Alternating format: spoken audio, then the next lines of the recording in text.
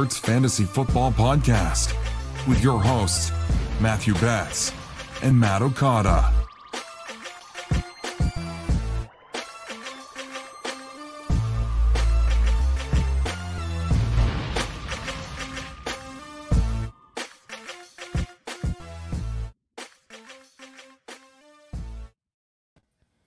Hello, friends. What is up? Welcome in to the studio here at Red Shirts HQ. Matthew Betz, Matt Okada, John Helmkamp back on the mic this evening, and it is the week before free agency kicks off. We have a very unique spin on free agency on tonight's show. Lots to talk about. Super excited to do that. And with me, my two good friends, John Helmkamp, Matt Okada. John, what's going on, dude? Not much. Just really excited that we are, 5 days away from maybe getting some actual free agent news to finally talk about. I'm really excited about that. So we're getting close. There's real news afoot on the horizon. Yeah, we're also technically 4 days away, although we probably won't learn until Sunday morning from finding out what's going to happen with the CBA, which is a big deal because it's going to determine a lot of things to do with contract stuff. There's a lot of talk that the Patriots and Tom Brady haven't worked anything out because the CBA hasn't been worked out. It's going to potentially affect franchise tag stuff. It's definitely going to affect the salary cap. So a lot will come out of that. And then we'll start getting to hear who's talking to who. That'll be exciting. Oh, yeah. I believe the legal tampering period opens up. Is it Monday? Is that correct? Yes. Monday wait. Really matters. I mean, yes. Monday at 12, I think? And legal tampering period. Yeah. I guess there's talks are already happening. Yeah. Already going on. And then we'll get the real news. We'll get some interesting contracts, I think, years ago. And Sammy Watkins signed that massive deal to make him one of the more aggressively paid wide receivers for not doing much in the league. So that was super interesting. We'll get a lot of that. We'll talk about Tom Brady. We'll talk about Ryan Tannehill, Jameis Winston. Man, there's so much to unpack in the next couple of weeks. But before that, we're going to talk a lot about, on tonight's show, what's going to happen to some of these depth charts that might get shaken up with free agency. Not necessarily talking about the free agents themselves, because A, we already did that. So if you missed the show, go back 2 or 3 episodes ago. We've already covered those bases. B, every other podcast you're listening to is doing that right now. So we're going to try to be a little bit different, give you a unique take on free agency versus just saying, oh, we hope Melvin Gordon signs here. We hope Jameis signs here. We're going to talk a little bit more about the players already on an NFL roster and how free agency is going to affect them. Before we do, reminder to all of our friends out there, check us out online, redshirtsfantasyfootball.com. Check us out on YouTube. We are doing a new rookie preview series over on the YouTube channel. One prospect every single day going up. One of us, unfortunately, you don't get to pick who you watch when you get in there, so you got to go in there every day to check it out. Sometimes you have to deal with previewed. Yeah, I previewed DeAndre Swift, one of my favorite running backs in this class. Spoiler alert to those of you watching the show live. Tomorrow, Brandon Ayuk preview from Mr. Okada himself, and then we'll have one of John's players come up the day after. So head on over, check it out on YouTube. Justin Herbert, there you go. There's a little sneak preview. Will be the next player there on the YouTube channel. And find us on social media at RedShirtsFFPod. All right, fellas, should we get into the news? Let's do it. I got great news, guys. Oh, hey, news.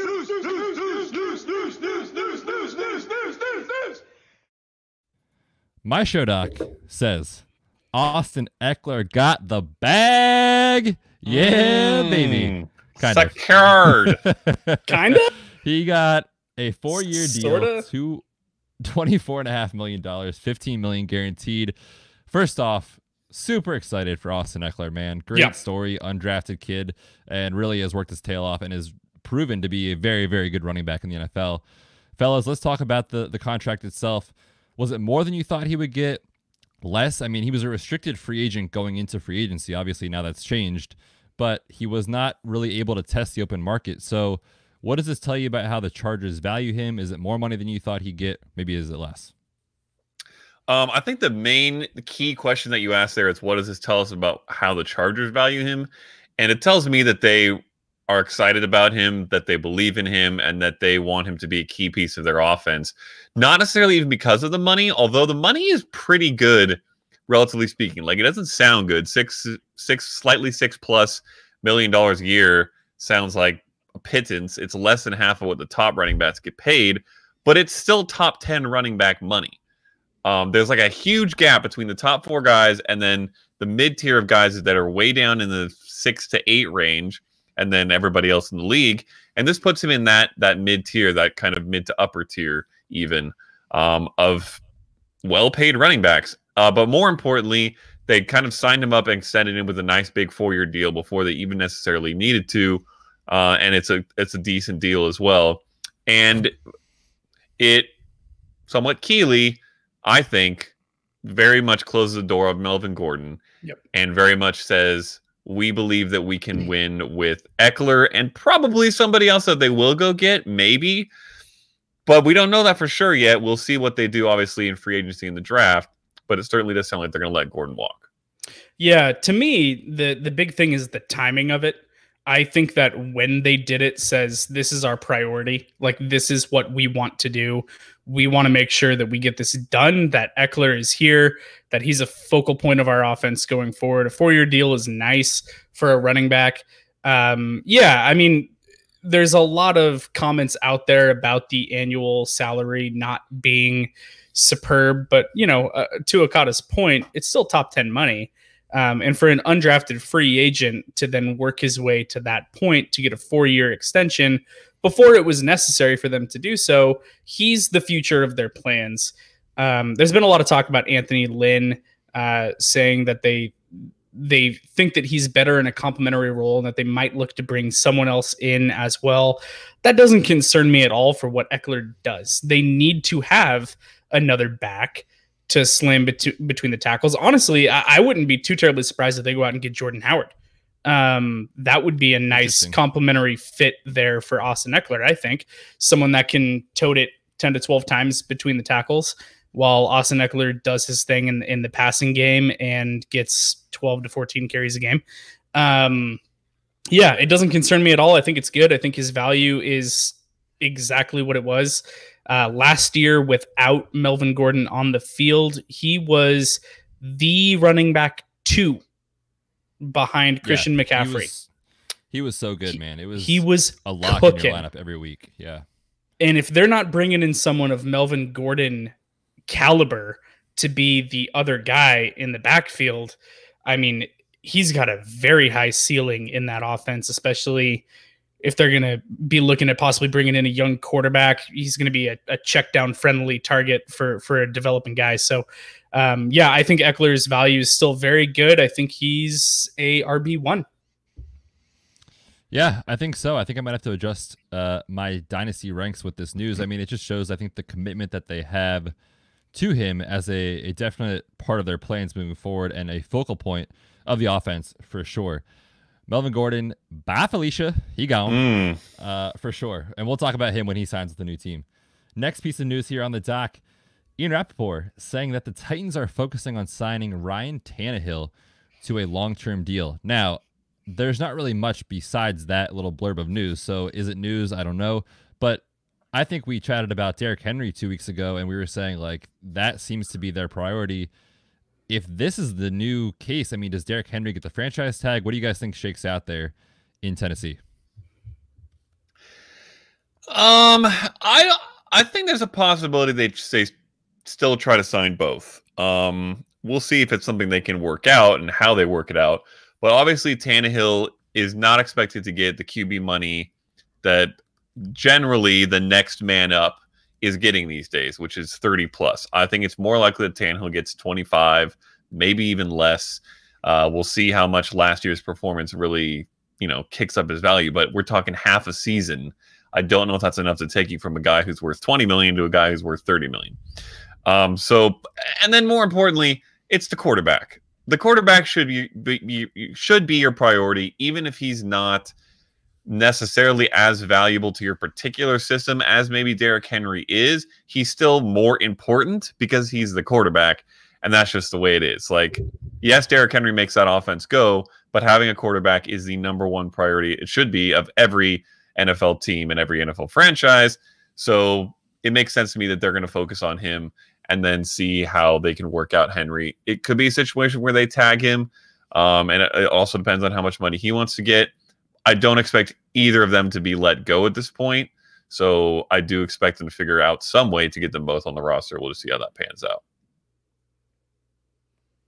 Yeah, it'll be interesting to see. I mean, they're both, like you were saying, just super important to what their offense wants to be and to some of the ancillary pieces there, a.k.a. our boy, A.J. Brown, on this podcast. So we'll see what happens. Very interesting. We'll get more details here in the next couple of weeks. Next piece of news, and it's uninspiring. You know, I'll warn you guys, it's uninspiring. But the Panthers did re-sign Kyle Allen to a 1-year deal, $585,000. He was an exclusive rights free agent, which, if you're not familiar with that in the NFL, basically means the team that you were with the year before can sign you essentially for the league minimum at your position, if I'm understanding that correctly. Okada, maybe you can correct me if I'm wrong. And they did that with Kyle Allen. Now, is Kyle Allen a good NFL quarterback? No, he's not. But I think this tells you a lot about what the Panthers want to do this season. I'm going to put this out there. I think they are 100% tanking, for Trevor Lawrence next year. I don't know what you guys think, but they just traded away Trey Turner.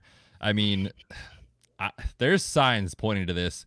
We're not sure if Cam Newton's back in Carolina. I mean, what do you guys think about this signing? Does it matter a lot for fantasy or for dynasty at all in terms of the other pieces there on the offense? No. It to me doesn't have any implication. They gave him a league minimum to be a backup. I'm with you. I think there's a very realistic chance that they are tanking for Trevor. Hashtag it, make it a thing. It could happen. Oh, it's definitely a thing. It could very well happen that is in their plans. I'm still not convinced that they're not trading up for Tua, though. I'm still thinking that that's a realistic possibility as well. So it's gonna depend on the price. It's gonna depend on what team wants to pay the most. Is it gonna be Miami jumping from 5 to 2? Is Washington just gonna stand pat and either they're in love with Chase Young or are they gonna go Tua at 2? It's very interesting. The price is going to be high to move up and take Tua at the top of this draft because there's going to be several teams, I think, jockeying for that pick. So I'm still not ruling them out from Tua, and Tua with the weapons in that offense is juicy. I think Tua is a better quarterback than Trevor Lawrence. So if that's the way that they're going, I'm good with it. If they're tanking for Trevor, I think that is a realistic play as well.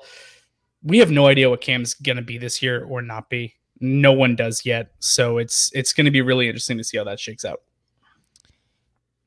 Yeah, one thing's for sure. I don't know if we agree on who they're tanking for, but I think we all agree they're tanking. Yeah. No, it's a fire sale.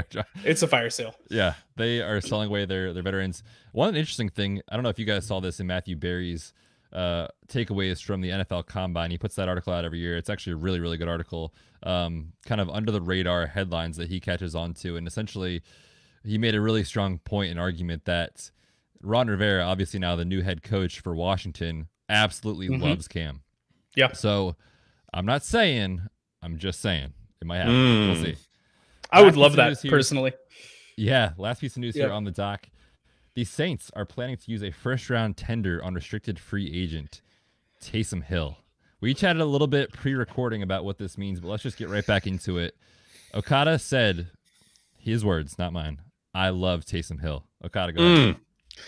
Okay, well, let me preface this, since we're talking on a fantasy football podcast here, by saying that I don't love him for fantasy or what he does for fantasy to anybody else.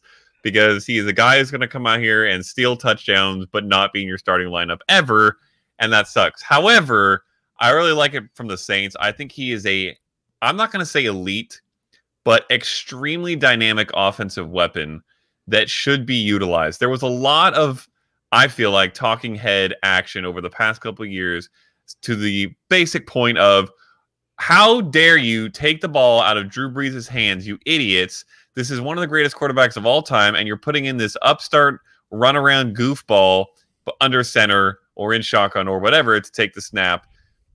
I love it. every time Taysom Hill touches the ball or is involved in the play, it goes well for the Saints. In my opinion, the way when I watch games, he is dynamic. He gets first downs. He scores touchdowns. Do I want him throwing the ball 5 to 10 times a game? No, I don't think that's the point.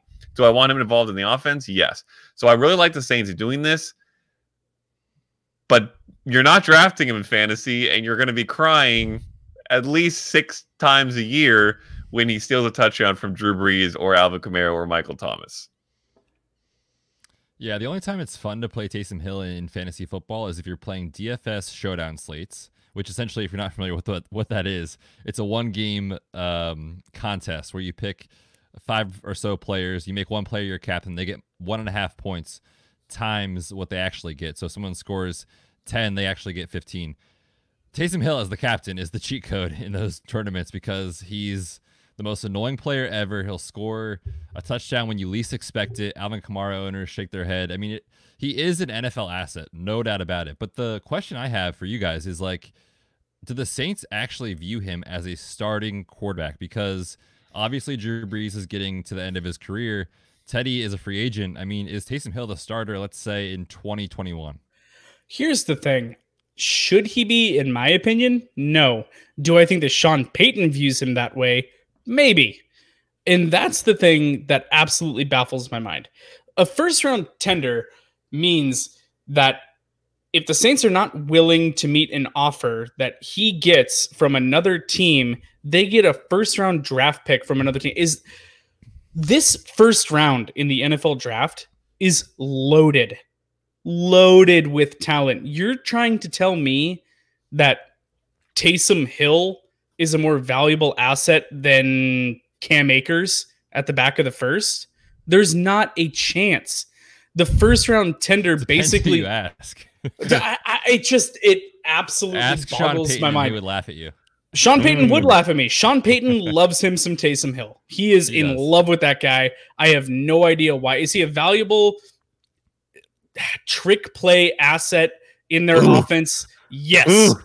Is he a starting quarterback in the NFL? No. I do not think that he's a starting quarterback. I do not think he's worth a first round tender. Basically, what Sean Payton just did was essentially make it so that no other team will take him. That's what he did by putting a first round tender on him. He said, you will have to pry him out of my cold, dead hands to get Taysom Hill off of the New Orleans Saints by putting a first round tender on him. That's why he's in love with the guy. Teddy Bridgewater, I think, is leaving. I think Drew Brees is back for 1 year. And then Sean Payton is going to prove that he's a genius by starting Taysom Hill at quarterback in 2021 and winning 10 games. That's his master plan. So I will throw this one thing out there. Not that I'm trying to defend Taysom Hill to the end of time. You are. Yes, you are. You are. Okay, maybe I am. He has thrown 13 passes at the NFL level. In my opinion, that means we cannot judge really what to expect from him as a starting quarterback. We have not seen a large enough sample size at the point of development that he's at now to really make a call. And there's still another year or two for him to continue that development under Drew Brees. I think he might be a dynasty buy just in case he actually can throw the ball. And in 2 years, we find out that he's been practicing even more and he does become the Saints starter. I think it's a non-zero chance. Oh my gosh. Listen, it's a buy and stash. I don't know what it takes to get him, honestly, right now, but it can't be more than a second-round pick. I would probably say a third. Is a third worth that shot? You think you have to give up a second? No, I'm not. What do you not think you have to give up to get him? What do I think I have to give up to get Taysom Hill? Do you have to give up a second, or can you give up a third? I think, or maybe even a fourth. I think Jeremy Hill is what I would give up to get Taysom Hill. Gosh. So let me just put it to you this way: Mike Vrabel had 12 receptions and 12 touchdowns. Is he a wide receiver 1? Clearly, that's what you're doing to Taysom Hill. No, it is not. No. Yes, it is. Taysom Hill can throw the ball for real. Maybe not starting quarterback level, but at least a passable level, no pun intended. And he may be able to progress further than that. All I'm saying is, a third-round dynasty pick is basically a shot, even in this draft. Taysom Hill is basically a shot in a super flex league. Oh. In 3 years? 2 years? Oh, I don't know. He's a stash. I mean, listen, this is what I'm going to say about the situation. Then we got to move on because we just spent, I don't know however many minutes it was, but Way it was too many many minutes talking about Way Taysom too Hill. long. It's a cheap price tag to get a backup quarterback. I mean, it's about $4.5 million, I think a little bit more for that first round tender. And I'm not saying he is their starter. I'm just saying we're going to know pretty soon, because if they keep using Taysom Hill the way they do, which is as a running back, as a tight end, and as a wide receiver, you do not do that with your heir apparent at the quarterback position because of injury risk. So if they use him that way again, A, that's super annoying for fantasy. B, we're going to know what their plans are at quarterback, because I don't think it's going to be Taysom Hill. Let's move on. Can we please move on from this situation? Yes, I we're suppose talking, we can. Shush. Yes, please, please, please. We're talking free agency tonight. Like I said, we're going to do it a little bit differently. But before we do, we have a live read from our sponsor. You guys have heard this one before.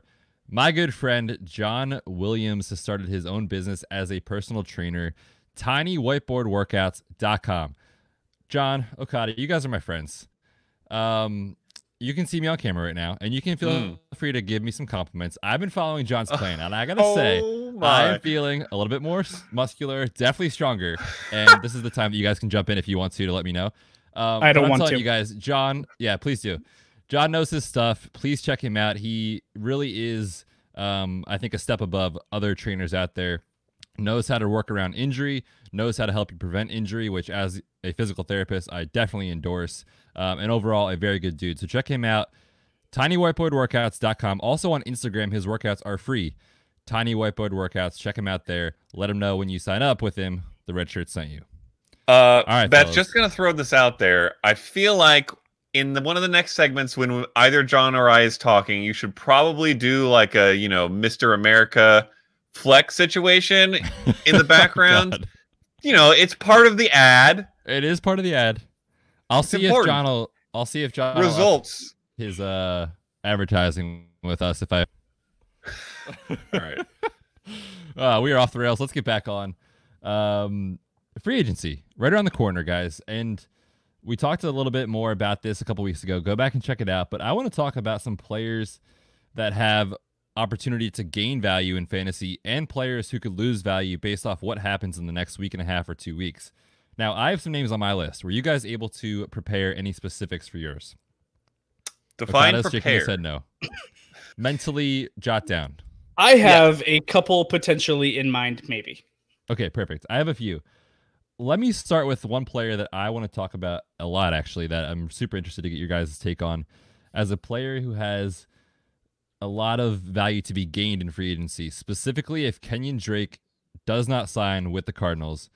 David Johnson, a player no one wants to talk about, a player no one wants in fantasy, a player everyone has left for dead. I mean, just last year, not 2019, 2018, the guy was an RB10. The year before that, injury, of course, didn't really do anything for fantasy. And then in 2016 was the RB1. Now, I know that was a few years ago, and things changed quickly for the running back position, but they are paying him a ton of money. He is going to be on their roster. He is still a good pass-catching back. I mean, what do you guys think about David Johnson? First of all, let me say that he was the second name that I thought of for my list, so I am interested to talk about this. However, what I'll say is the most interesting thing to me is what is up with his body, because I feel like what we saw towards really all of last year, but certainly towards the end when we saw Kenyon Drake just take over, he didn't look right. I think there was a lot of talk about a bad back situation. Betz, I'm sure you can spin this out a little bit further, but he just seemed off and not himself and not productive enough for the Cardinals to rely on him. And I think that's why they went out and got Kenyon Drake, and that worked out great for them. However, if Kenyon Drake does sign somewhere else and David Johnson is back and he is fully healthy, I do still believe he has all that talent. So I am curious to know what your take is on his medical situation. Yeah, for sure. Definitely a back issue. I remember it was like the beginning of the year he had something pop up, and I actually remember writing this in my preview article on the website, talking about how everyone's viewing this as like a short-term thing, and whenever you have a back that flares up in the season. I mean, we are talking about one of the most violent sports that exists, and when you're taking hits repeatedly, it's a lot of stress on your back for sure, even if you have a healthy back. And so I don't know exactly what the diagnosis is with David Johnson, but we know, that's not a short-term healing process. So do I think he enters the season way healthier than he was last year? Yes, for sure. Do I think he looked really sluggish on film and affected by injury? Definitely I do. And that's something that I really try to focus on with players coming back. I mean, Amari Cooper is another example. You watch him move, he just was not the same guy, dealt with a knee issue and an ankle issue. David Johnson definitely had some back troubles that were giving him some issues out there. And the other thing was he did have an ankle injury as well earlier in the season. So yeah, for David Johnson, man, I mean, it's hard to say exactly like how much he was affected by it, but we can say, I feel like with 100% certainty, injury played a huge role in his downfall last year. Yeah, I'd agree with that. The trouble with David Johnson to me is that somehow, and I don't know where this wormhole popped up in the space-time continuum, David Johnson is already 28 years old. Oh, wow. Like, how? That happened fast. That happened so fast. I thought he was like 25. So he's already 28, dealing with injuries. Is he on their books? Yeah, he is. He's on their books for a lot of money. I expect David Johnson to be back with the Cardinals. I don't know about Kenyon Drake. I think, and Okada and I talked about this on our Patreon podcast, that I think that Kenyon Drake is closer to the 6.5 to 8 range per year. And honestly, Okada made a great point when we were talking about it. Austin Eckler just got about 6. I think Austin Eckler has proven himself way more than Kenyon Drake has. So what's the market for Kenyon Drake now after the Austin Eckler news? That's going to be interesting to watch. But if he leaves and David Johnson is the guy down there, is he really going to be the guy? I mean, do they have confidence in David Johnson, or is he just at this point there because of the money that they've put into him? And are they going to lean heavily on Chase Edmonds? Chase Edmonds. Yep. Are they going to lean more heavily on Chase Edmonds in that game if David Johnson is supposedly their RB1? Are they going to draft somebody? Are they looking for a next guy up to come in to that offense in maybe the 3rd or 4th round? I don't know. So to me, there's so many question marks because of how injured he was last year, how he looked last year, the fact that he's 28. I don't know if they're confident in him. I don't know if he fits into what they want to do in that scheme. I just don't know. To me, there's too many question marks for me to be actively going out and trying to buy David Johnson. Here's one of my big questions. There's a lot surrounding David Johnson, obviously, as you mentioned. And I'll ask it to Betz since he brought him up. What do you think is his dynasty price? I don't know, man. He's been left for dead. A third? Late second? Okay. I mean, yeah, I would have probably guessed somewhere in a late second range. I don't know if a third. I feel like most David Johnson owners aren't going to give him up for that just because of the promise. A late second. Yeah, that means a late second is a good pick. No, I know. I'm just saying with the 2020 class, like everyone is hyped out of their mind, us included. Sure. And so, I mean, it's worth a shot, I would say. Yeah, I guess what I'm getting towards is if it's a late second, that's a big risk reward situation from both sides. Big risk because, like you just mentioned, this class is nice. That's a talent that we could probably expect to be decent. It's not quite as much as a shot as it would be in a normal draft, or as a 3rd round pick certainly would be. But also the reward is extremely high because you get a guy who is a top 10 running back again for 2 or 3 more years for a late second. That is an incredible value. So he's extremely enigmatic, and it's very hard to figure out what to do. Let's say I offered you the 212 bets, and you had David Johnson. Would you sell him or would you keep him? If we're doing this today, before free agency starts, I would probably take the 212. What if Kenyon Drake was gone a week from now? I would take David Johnson.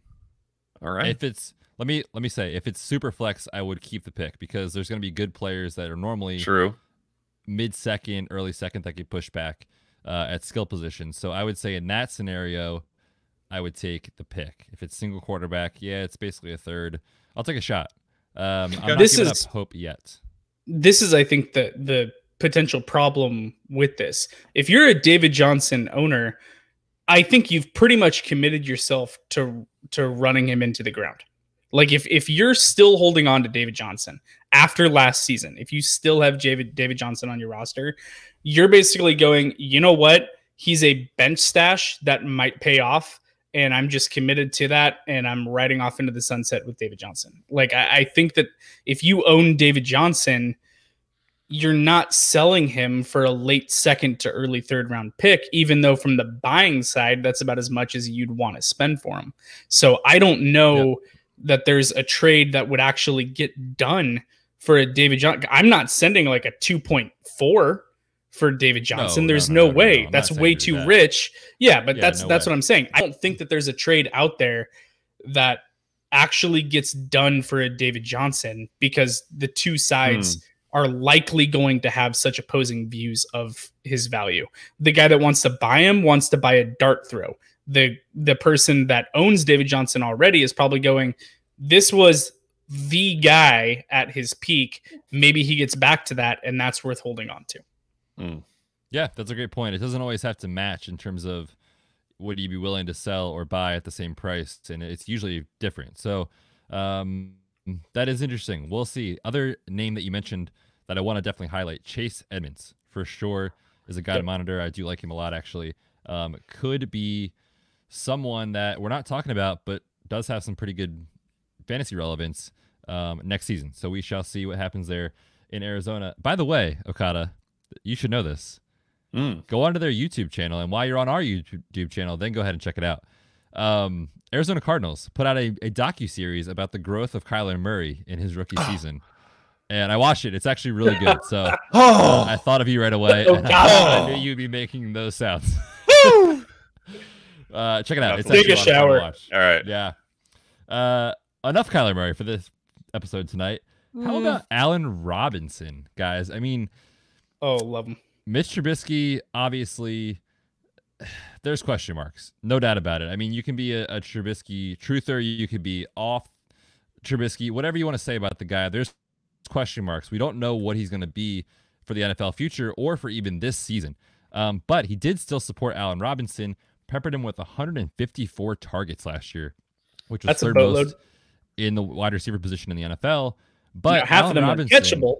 Exactly. And now what I was going to say, Allen Robinson, 14th in the NFL at the wide receiver position in receiving yards. So there was a lot of opportunity left on the table for Allen Robinson. One piece of this that I want to talk about is there's competition that's coming into Chicago. I don't know who it's going to be. We don't know what type of player. Is it going to be a rookie? Is it going to be a veteran that signs with them or via trade? Someone's coming in to challenge Mr. Trubisky, and I think it's good news for Allen Robinson. Yeah, I think that we're looking at a situation similar to Tennessee last year, right? They brought Tannehill in to challenge Mariota, and he ended up just taking over. I think that Trubisky, the leash is getting short on Trubisky. They're running out of patience with the guy that they spent a ton to go up and get. It's the only reason he still has a job is because of the capital that they invested in him. I think you're right. Someone's coming in somehow to challenge that. And if that, listen, this whole quarterback carousel is going to be fascinating. If someone gets displaced, if a Jameis Winston gets displaced from Tampa Bay, does Chicago go out and get Jameis Winston? God, I hope so. Right? Me too. Me too. It'd be fantastic. Allen Robinson is 2 years younger than David Johnson. Yeah, still just 26. That's young. 26 years old as a wide receiver. And he's a receiver, yeah. He's got 5 solid years left, minimum. Yeah. He's a very talented wide receiver. If he had a competent quarterback at all, you're looking at a wide receiver 1, hands down. So I love me some Allen Robinson a lot. And I think that Mitch Trubisky is only going to be Allen Robinson's quarterback for about another 6 to 8 weeks. That's my projection. Wow. I think I like 6 to 8 weeks for Trubisky being the quarterback for Chicago until someone else is back there that can actually deliver the ball to Allen Robinson, who there were so many times where Allen Robinson is standing wide open on the sideline, screaming for the ball, and Trubisky couldn't get it to him. And he's standing there. There's not a defender within 10 yards of him. If they can get a quarterback that can put the ball on him, Allen Robinson is going to eat. So what they do is obviously going to have a big impact here, because I think they could go one of two ways. One way is to go what is really more the Titans route that you mentioned, and that's just to get a guy for competition. That's maybe a Case Keenum, or what about Andy Dalton? I would take Andy Dalton, or Marcus Mariota even, speaking of the Titans. Yep. One of these guys that is maybe a little bit more of a journeyman. Obviously, Mariota, a young one, but about to get kicked to the curb potentially. Who's there to give Trubisky a little fire, but not necessarily expected to start. Now, Tannehill ended up doing so because Mariota was garbage, as he has been, and has dealt with a lot of injury problems, so that certainly didn't help. And Tannehill ended up just keeping the job. I don't know how likely that is for Trubisky and the Bears. The other route, though, is that they go the Matt Nagy route, which is, I came from the Chief system. I came from the Andy Reid system. I want me a Gerstern gunslinger. And if they go get Jameis Winston, like you mentioned, or someone in that vein, that definitely makes a difference. You talked about, the lack of QB talent. Allen Robinson has never had it. He had Blake Bortles, and then he had Mitch Trubisky. He's got the worst luck of a top-tier wide receiver I've ever seen. This guy might be like one of the 3 best wide receivers in the NFL, and we just don't know it because we've never gotten to see it. So if they were to get a gunslinger type quarterback, and I think that's the less likely of the two, I think it's more likely they bring in someone to challenge Trubisky and then pick between the two, and it's kind of more of a wash. But if they do go that route, it would be very, very spicy. Are they going to be in the draft market? Is there a possibility? Not day one. I don't think so. Not day one. It hasn't been enough since they got Trubisky. You're talking like a Jalen Hurts or a Fromm? Yeah, I don't. That's what I'm talking about. Like, maybe, but they don't have a lot of draft picks this year. No, they don't. So we'll see. I think a day 3 quarterback maybe for depth, but I mean, that would be more of my expectation either. So Eason out of Washington. We'll see. Yep, something like that. Yeah. Hey, also in college, Allen Robinson got to play with Christian Hackenberg, so that was good. Huzzah! Literally the worst 3 quarterbacks that you could have as a wide receiver. This dude has them all. So I'm just hoping for a change for Robinson. Obviously, he showed what he can do. Now with 2, I think below average, we could say with confidence, level quarterbacks in the NFL. So we'll see what happens there for A-Rob. John, you said you mentioned, you had a couple that you thought of. Do you want to talk about one more guy that might have some value to gain? Value to gain? In free agency, yeah. I have a lot of players on my list for value to lose, which we'll get to, but I wanted to give you the opportunity first. Value to gain, someone I'm really interested right now is Michael Gallup. I'm very curious about that situation. I'm curious, and I'm not saying that I don't know how it's going to go. That's the thing about Gallup. Is he a wide receiver 1 if they lose Amari Cooper? I don't know. Could he be? Yes. So I think that there's going to be a big polarizing viewpoint on Michael Gallup if Amari Cooper leaves. If they lose Amari Cooper to free agency and they're going to roll with Michael Gallup as their 1, there's going to be the people that go increased opportunity, young wide receiver, big body. Yes, he's going to be wide receiver 1. There's going to be other people that are going to say he needs a wide receiver 1 opposite of him in order to eat. I'm really curious about his value if Amari Cooper is gone in free agency. As a starting point, I think we can fairly say if this is happening and Amari is gone in this situation, Dak is there. Yes. Right? Yeah. Okay. I don't honestly I like Gallup a lot, but I like him with Cooper there. If Cooper's gone and it's Dak Prescott trying to support Gallup as a wide receiver 1, I don't know if I believe enough in that. I think Dak has been elevated by Amari. I think the whole offense has been elevated by Amari, even though, to be honest, Amari not as ideal of a wide receiver 1 for fantasy as you would like. He is an extremely talented football player, and it makes it very difficult for defenses, more difficult than it would be without him. So if he's gone, I don't know if Gallup is ready to step up immediately. I would say he's not ready to step up immediately to fantasy wide receiver 1 status. I think he could be a serviceable Cowboys wide receiver 1. And I think there's a chance he could develop into a fantasy wide receiver 1. It might take 2 or 3 more years. But I would prefer it if Cooper stayed probably for Gallup in the short term for sure. So I would maybe put him more in the 2 lose side of things than the 2 win side of things. But I don't know. Betz, what do you think? Yeah, I think you guys both make good points, and it is an intriguing question because I like him a lot as a player. I just don't know that we have seen enough to answer the question of if he can be a true 1 in this league. Is it possible? Yes, definitely. But the other thing to consider, and I know we're talking free agency, and of course it's hard to not talk about the draft with this, but I was just going to bring that up. For some reason Cooper isn't there, they are taking a wide receiver in the first 2 rounds, no question. Yep. And I've seen guys like CeeDee Lamb mocked to them. I've seen Jerry Jeudy, Justin Jefferson mocked to them in certain spots. So, it's all speculation, but if Cooper is out, someone is coming in. And whether or not that's a second-tier player, I think it's going to tell us a lot about what they view in Gallup. If they draft a wide receiver in round 1, I also think that tells us a lot about what they view in Gallup. So sure, too many questions, I think, to answer. But, yeah, he's an intriguing and I think polarizing player in Dynasty. He's a player that if you believe in him and you believe he's the dude in Dallas, if Cooper walks, you got to pay up now to get him, because if that's the case, his price is going way up in the next few weeks. So it is really, really intriguing. How about some players that are going to lose value? Let's talk about a few situations where we could see a receiver or a running back or a tight end who is in a situation as of last year that we really, really like that could get worse with a player coming onto the team, onto the roster. John, hit it. Oh, Devin Singletary. Sorry, you can go next. Devin Singletary. I am very concerned about Devin Singletary. Whether it's free agency or draft, I feel like Frank Gore he's not a thing anymore, unfortunately. I love and a free agent himself, by the way. And a free agent himself. Some team is probably going to pay him to be a veteran presence in a committee, more so for the amazing contributions to the locker room than anything else. I think Frank Gore's gone from Buffalo. They're going to add a running back.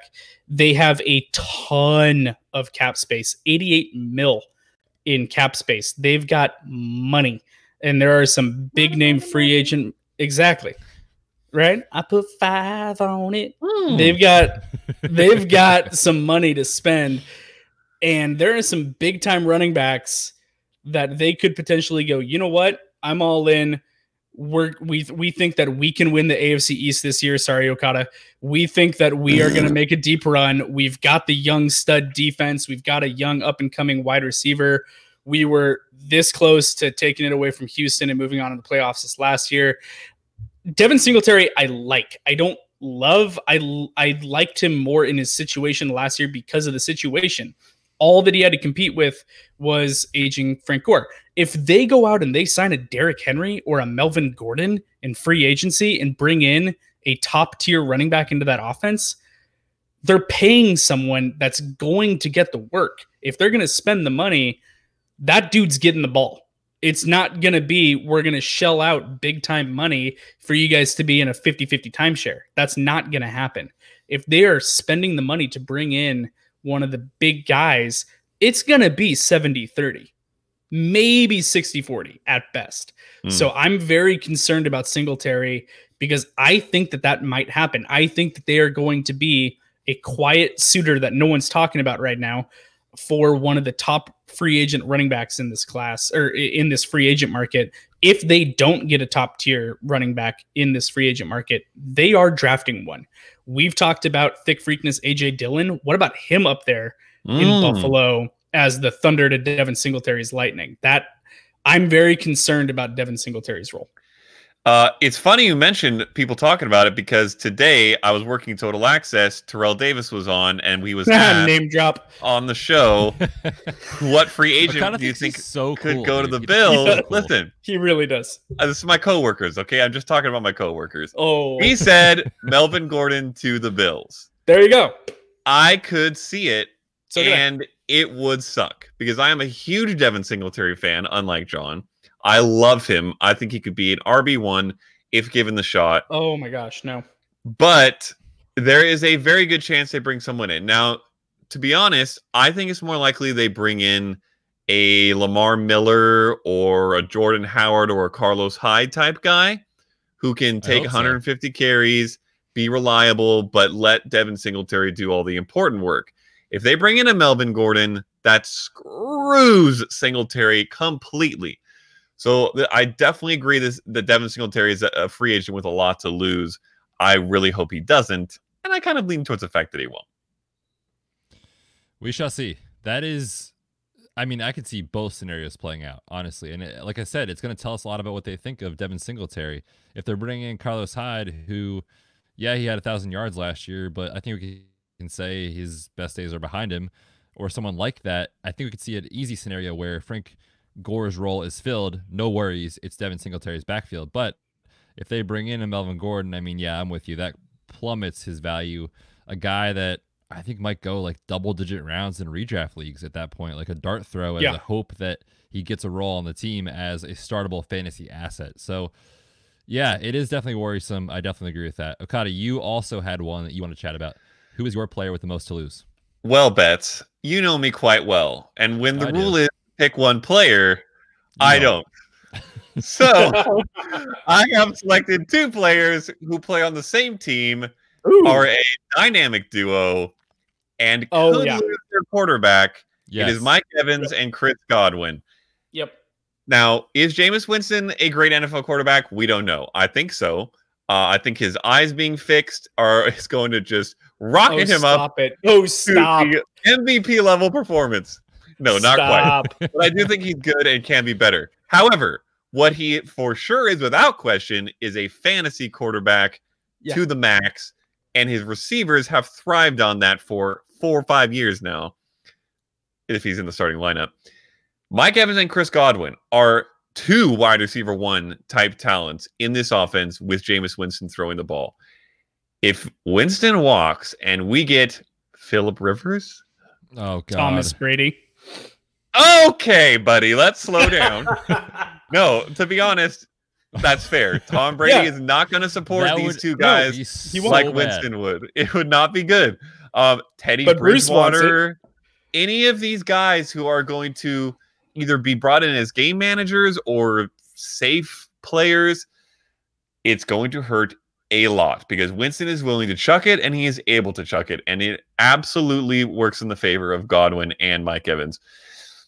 If he's gone, I think both of those guys have a very big risk of falling out of wide receiver one territory, depending on who they sign, obviously. But I do believe they're going to sign someone, and most of the names we've heard are less attractive to me as a quarterback for those two receivers for fantasy. I think that Jameis Winston is the perfect fantasy quarterback for that situation. I think that anyone else that they bring in is going to diminish any other option out there is going to diminish the fantasy relevance of both of those wide receivers. I think that Bruce Arians, his play is Tom Brady or it's Jameis. I think that is what's going through his mind. I think that it's going to be, that's it. We're going to go all in and try to get Tom Brady. If we can't, damn, I guess we'll re-sign Jameis Winston because Tom Brady wins games. And that's what Bruce wants. Bruce doesn't care about your fantasy football team, even though he generally runs very fantasy friendly offenses dating back to his Arizona days. I don't think that he cares at all about the big stats. He wants a quarterback that is going to be able to take them into the playoffs and win.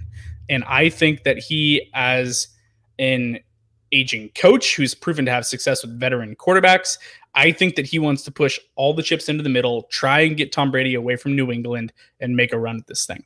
So I think that is what Tampa Bay is trying somehow to gear up to do. And maybe Bruce is in the ear of the GM down there and they're going to offer way north of 30. I don't know, for Tom Brady. If not, though, if they don't get Tom Brady, and quite frankly, I don't think they will, then I think Jameis is back in Tampa. I don't think they're looking for another option. I think it's those two. I hope to God you are right. because I own a lot of Mike Evans in Dynasty. Chris Godwin is an ascending elite option. I mean, if Tom Brady goes there, like, I don't know if, I mean, I don't want to say this to put out like outlandish statements.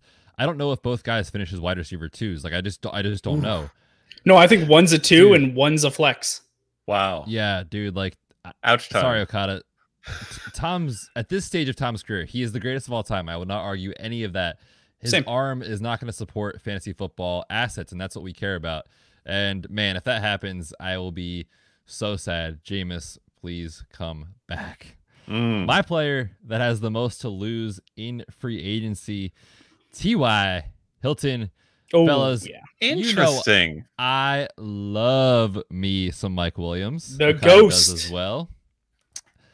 And there were several plays last year where Mike Williams had the defender beat by 3 steps. He was open for a 70-yard touchdown bomb. So open. What did he have to do?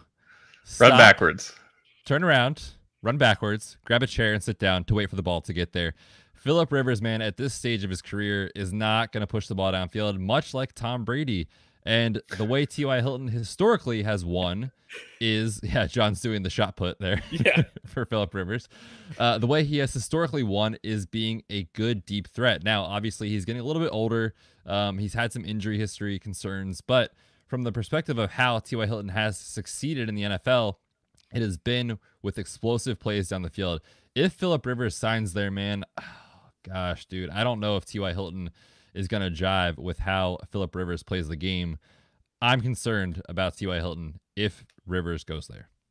I'm concerned about T.Y. Hilton even if Rivers doesn't go there because I think they're bringing in another wide receiver or 2.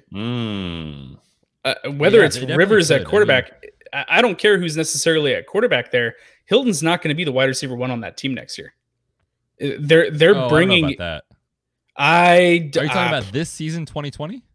2020, I don't think that he's the wide receiver 1 on that team. In terms of leading that team in stats, no, I think that they're going to make a big play for Amari Cooper in free agency because they have money. Okay. If that happens, then we can have a different conversation. Yeah. But they've got money. That's the thing. This is a team that I think is going all in this year. I think that they've got a lot and they've got really good assets. They've got a really good young core on defense. Their offensive line is amazing. They've got draft capital. They've got lots of money to spend in free agency. I think that they're going to make a push for Amari Cooper. Now, if it's not Amari Cooper, it's not going to be someone at that same caliber. I mean, maybe they bring in Robbie Anderson. That could be interesting.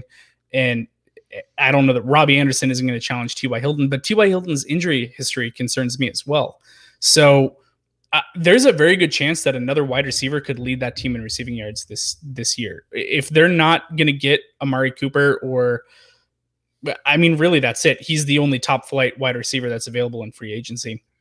If they don't get Amari Cooper, then I think in the draft, I think they're taking a wide receiver fairly early. I think they're taking a quarterback early too, but they've got a lot of draft capital. So maybe they're going with a project like Jordan Love and then looking at a young wide receiver like a Denzel Mims to come into that offense as well. I think that T.Y. Hilton is going to face some serious competition for being the number 1 wide receiver on that team. We shall see. I mean, I don't know that they go out and make that big of a splash in free agency. I mean, it's all relative, right? Like they just, for God's sake, they just paid what's his face 1 year, $10 million last year. Devin Funchess. Funch. Because they had so much money they weren't using. They were like, well, we may as well throw this at Devin Funchess. Yeah, I remember talking about that last year about how they had to just they had to pay a certain amount to stay within like a different range on the cap so that they didn't have too much left over. They just had to give it away to like meet the standards. They just gave him $10 million. But if they make a splash like that, then yeah, John, I agree. Things are going to change for T.Y. I'm just saying, if he is the one in this offense, if he is entering the season as the one, and Phillip Rivers is the quarterback, dear God, this is going to be bad. That's where I'm coming from with that. But we'll see. I mean, they still have guys like Paris Campbell on the roster. We didn't see him do much last year. Zach Pascal is his name. Took a step forward last year as well. I think he can be a fine 3 type of player for an offense. So we'll see what happens. But man, this next couple of weeks is going to be so fun to digest. Lots of things to break down. We're going to react to all of it here on the show. So make sure you're subscribing in your podcast app. Make sure you're subscribing on YouTube. Check out Okada's Brandon Ayuk preview. Check out my DeAndre Swift preview and John's Justin Herbert, all on our YouTube channel. Fellas, this was a blast. Anything else for the people before we get out of here?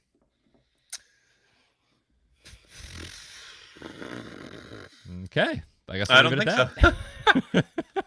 Other than Melvin Gordon is going to be taking one of the top potential landing spots for an incoming rookie running back. That's going to be something to watch. So there's going to be everyone's goo gaga about the landing spot potential of Tampa Bay, Houston, Indy, Buffalo, Seattle, potentially Tennessee. Melvin Gordon's probably going to one of those 6 teams.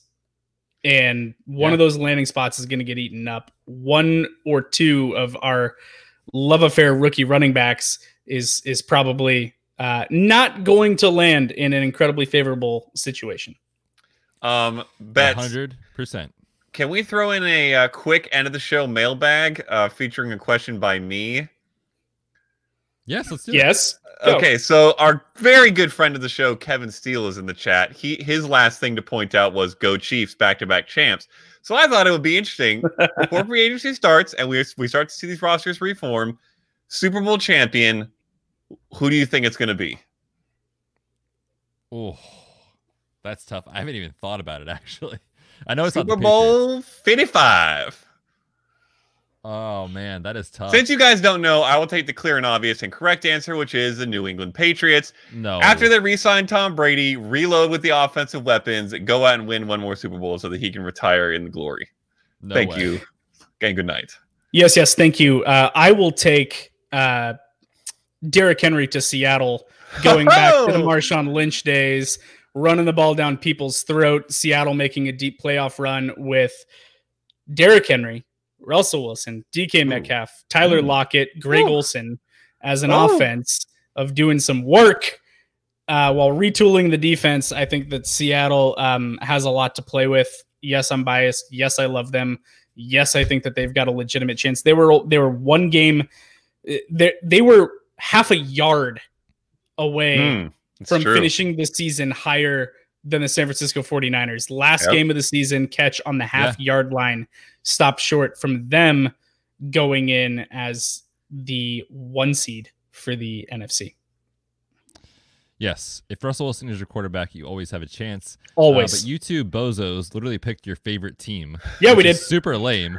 Sorry. I picked a team that's won 6 in the last 20 years. What a far-fetched idea. Like, how does that provide any value for anyone? Oh, my favorite team is the Patriots, and they're going to win. Oh, my favorite team is the Seahawks. I think they're going to win. My favorite team is the Eagles, so I think they're going to win. No, they're not. No. Get out of here. No. Both of our picks are realistic bets. My real pick, the Ravens. They're coming back. Yeah. They're going to make a deeper run than they did this year. They were supposed to make a run to the AFC title game. We'll see. John, go ahead. Since we still have 2 minutes, I was in a conversation today with a gentleman named Ben who has a dynasty trade that I would like your guys' opinion on. This is a team that is in full-on rebuild, does not have great value or great depth at wide receiver.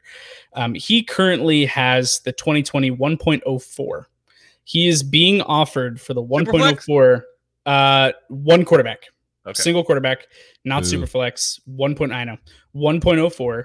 He is being offered a 2021 first, a second, and an Adam Thielen, all for that 1.04. Now here's my only hesitation, because my initial reaction, smash, accept, take it, and run. But if you're in a rebuild, this team, like looking at the roster construction, I'm not going to go over the entire roster, but this team is probably 2 to 3 years away from contending. Is Adam Thielen still going to be an asset 2 to 3 years down the road when this team is going to be close to making a run for it? Is the unknown value of the first and second next year enough for the 1.04 in single quarterback this year? So that last thing you said, I think, is the most key. The only way I wouldn't smash accept on this trade is if the guy who's offering it is the reigning champion or runner-up, and you're looking at a 111 or 112 and a 211 or 212. Because a 111 and 112 and a 211 and 112 are massively different than a 103 and a 203. looking at the team that was sending the offer to him, I'm looking on Twitter right now. That person was at the bottom of the rung this year. That person was 2-11. So it's going to be a high pick. Next year. I accept. Take it. Get all them picks. I don't even like Adam Thielen that much, but get all them picks. Yeah, that's my thought too. I think sways it. If it's early picks, I'm with you guys. Definitely smash accept and say thank you, goodbye. We are done. Thank you, bye. Yep. Yes, and then go back to that person and ask for another trade, because if you're pulling off trades like that, that's good news for sure. All right, fellas, this was a blast. Listeners, thank you so much for checking us out. As always, head over to the website, redshirtsfantasyfootball.com, YouTube, Instagram, Twitter, Facebook. Check it out. Find us there and join us on Patreon for more episodes. Fellas, until next time, we are the Red Shirts.